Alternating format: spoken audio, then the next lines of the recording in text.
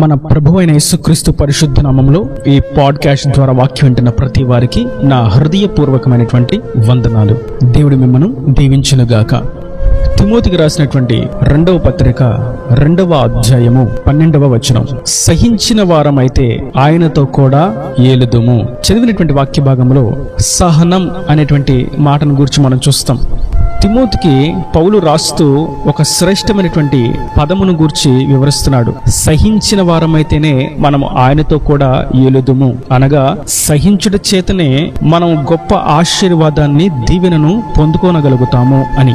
మరియు మనం హెబ్రీయులకు రాసినటువంటి పత్రికలో చూస్తాము 10వ అధ్యాయము 32వ వచనం, మీరు వెలిగింపబడిన మీదట శ్రమలతో కూడిన గొప్ప పోరాటము సహించిన పూర్వపు దినములు జ్ఞాపకము తెచ్చుకునుడి. మీకు ఇంతకు ముందు దినములలో కూడా సహనము కలిగి మీరు జీవించారు. ఆ సమయంలో ఆ సందర్భంలో మీరు ఏ విధంగా సహనము కలిగి జీవించారో మీరు ఎప్పుడు కూడా సహనము కలిగి జీవించాలి. ఎందుకంటే మీరు సహిస్తేనే ప్రభువుతో కూడా ఏలుతారు. అబ్రహామును గురించి మనం చూస్తాం.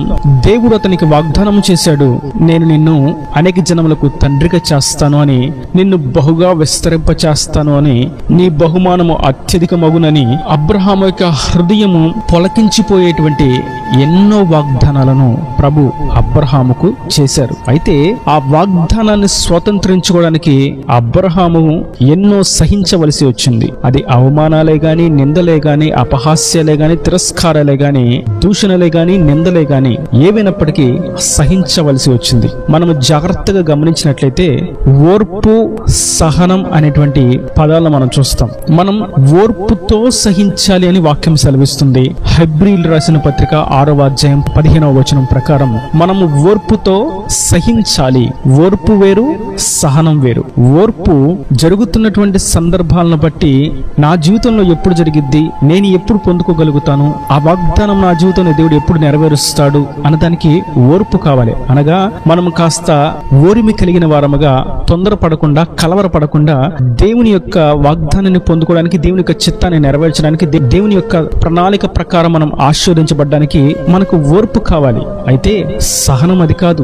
సహనం ఏదనగా దేవుడు మనలను నడిపిస్తున్నటువంటి మార్గంలో ఆయన మన మీద ఉంచేటువంటి ఆ భారాలను, బరువులను మనము నిశ్చయంగా ఎదుర్కొనవలసిన వారమై ఉన్నాం. ఇది ఎందుకు జరిగింది, ఇది ఎలా జరిగింది, దీనికి హేతువు ఏమిటి, దీని వెనకాల కారణం ఏమిటి అని అడగడానికి మనలో ఏ అధికారము లేనేలేదు. మనం పౌలును చూసినట్లయితే కొరింథీయులకు రాసినటువంటి 2వ పత్రిక 12వ అధ్యాయము 7వ వచనం, నాకు కలిగిన ప్రత్యక్షతలు బహు విశేషముగా ఉన్నందున నేను అత్యధికముగా హెచ్చిపోకుండా నిమిత్తము నాకు శరీరంలో ఒక ముళ్ళు నేను అత్యధికముగా హెచ్చిపోకుండా నిమిత్తము నన్ను నలగగొట్టుటకు సాతాను యొక్క దూతగా ఉంచబడెను. అది నా యొద్ద నుండి తొలగిపోవాలని దాని విషయమై ముమ్మారు ప్రభువును వేడుకుంటుని.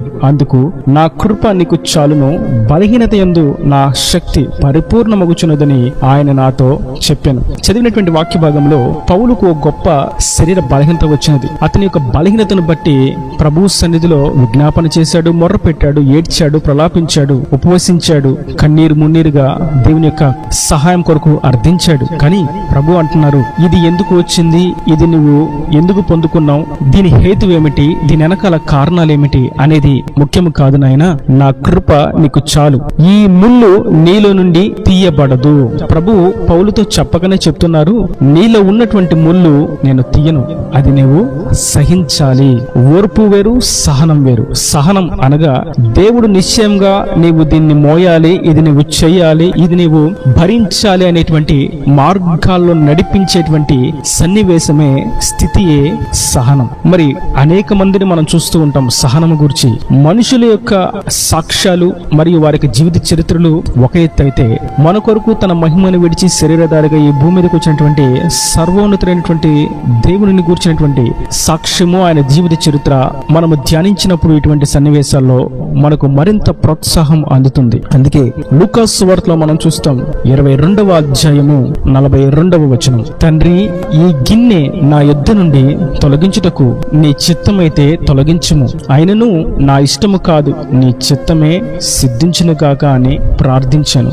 ఇక్కడ మనం చూస్తాం ప్రభువు కూడా శిలువ మరణమును గూర్చి ఆయన త్యాగ త్యాగమును గూర్చి, ఆయన సహించవలసినటువంటి సిలువను గూర్చి ఎరిగిన వాడై వాటి నుండి తప్పించబడ్డానికి తండ్రి యొద్ద ప్రార్థిస్తూ ఉన్నాడు. తండ్రి అంటారు, నీవు ఈ పని చేయడానికి నిర్ణయించబడ్డావు, నియమించబడ్డావు, అభిషేకించబడ్డావు, నిశ్చయంగా నీవు దీనిని సహించవలసినదే అని తన కుమారుడుగా వచ్చినటువంటి శరీరధారిగా ఉన్నటువంటి యేసు క్రీస్తుతో తండ్రి అన్నారు. మనము ధ్యానించినటువంటి ఈ యొక్క సన్నివేశాలలో, ఈ యొక్క లేఖనాలలో మనము గమనించవలసినటువంటి అతి శ్రేష్టమైనటువంటి పాఠ్యం ఏదనగా సహనము, సహించడము.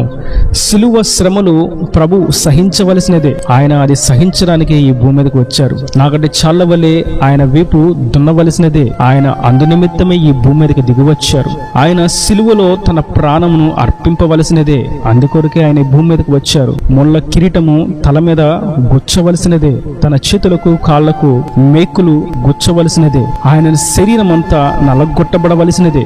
ఇవి ఖచ్చితంగా సహించవలసినదే అని లేఖనం మనకు తేటగా చెప్పకనే చెప్తుంది. కనుక ఈ వాక్యం వింటున్నటువంటి నా ప్రియ సహోదరులారా, మనం ఓర్పు కలిగి ఉంటాం.